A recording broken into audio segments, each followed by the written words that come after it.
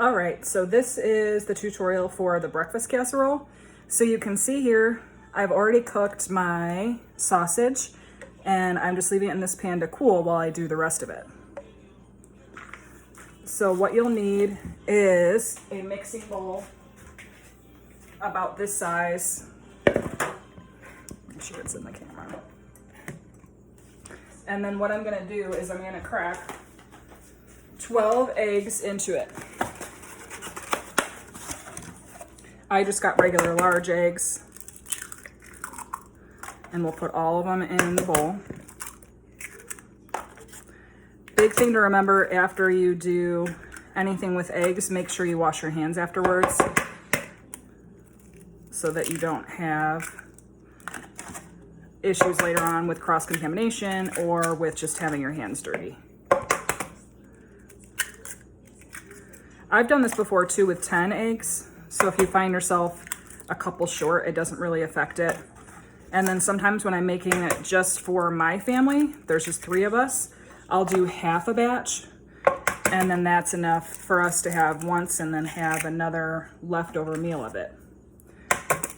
I would say a full pan feeds comfortably 6 people, depending on how many pieces they have. So this is my last egg. And then I am going to wash my hands really quick.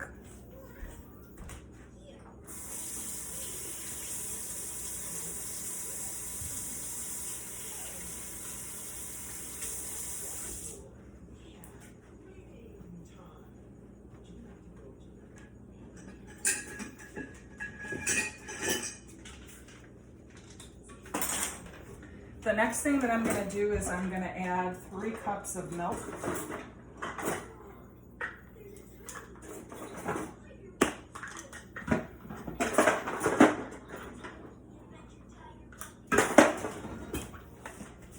And I have a half cup measure, so I am going to be putting in, instead of 3, I'm going to be putting in 6. Since it's a half cup, I have to work with what I have. So here's half a cup, 1 cup, 1 1/2, 2, 2 1/2, and 3. What I'm gonna do next before I put the cheese, mustard, and salt and pepper is I'm gonna whisk these up, making sure that I break up all those yolks. Now you can use a fork too.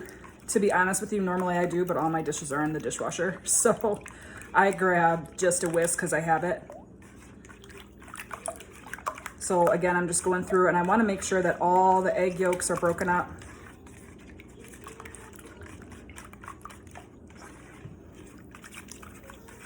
And then it's really nice and consistent before I add anything else to it.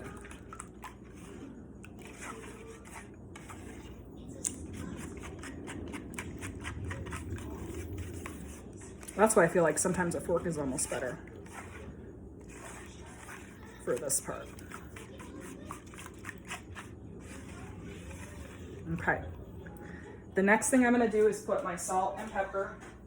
I just take my shakers and just shake a little bit in. You could use a ½ teaspoon measure if you wanted, and you could also add other things to it if you wanted as well. I've done before where you can add green peppers to this. So if you got, instead of just the basic diced hash browns, they have ones that come with peppers already in there. That is pretty good. With the mustard, it sounds kind of weird to put it in a breakfast casserole, but it's going to be part of the coagulating process, and then it just gives it a little bit of flavor.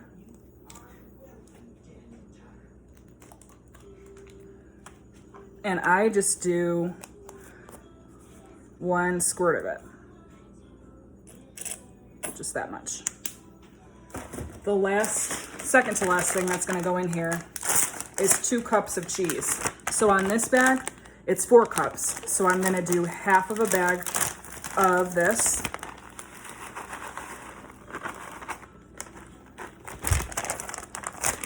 And then I'm going to mix it in.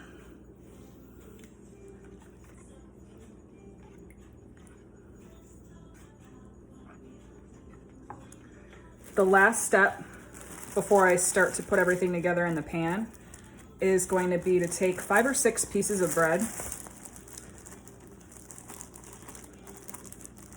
I grabbed 6. And then what I'm gonna do is tear it up and put it in the eggs. Now you wanna make sure that every part of the bread is completely submerged in the liquid. You can take the crust off, but you don't have to.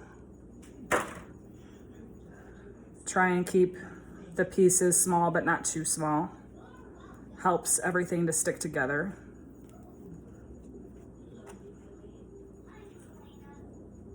That piece of bread just fell on the eggshells. I'm gonna leave it there, just in case you're wondering.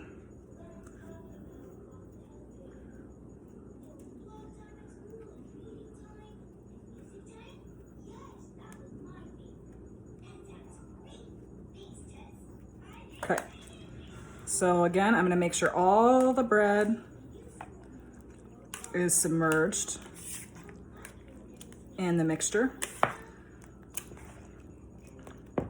And then I'm gonna set this aside.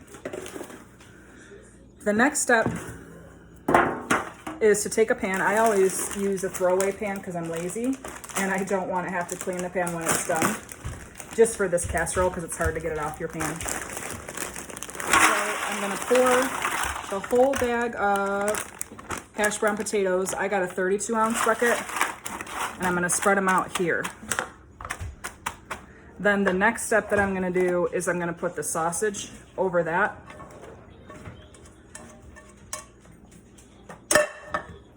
And I'm just gonna spread that out over the hash browns. If you can see Charlie's hands in this, she's coming over to see what we're doing. Charlie, you wanna wave to the camera? Hi. And then we're just gonna pour it over this mixture. Can I pour this milk in? Sure. Then what's nice about this recipe is that you put it in the oven the next day. So you prepare this the night before or the morning before, whatever you want to have it, and then put it in the refrigerator. You want to cover it up with aluminum foil or saran wrap. And then the next morning, or whenever you're going to have it, you're going to put it in the oven at 350 degrees for between an hour and a half. Mom, can I put a little more? Can I put a little water in there? I don't know if water would taste good. So that is how you make the breakfast casserole.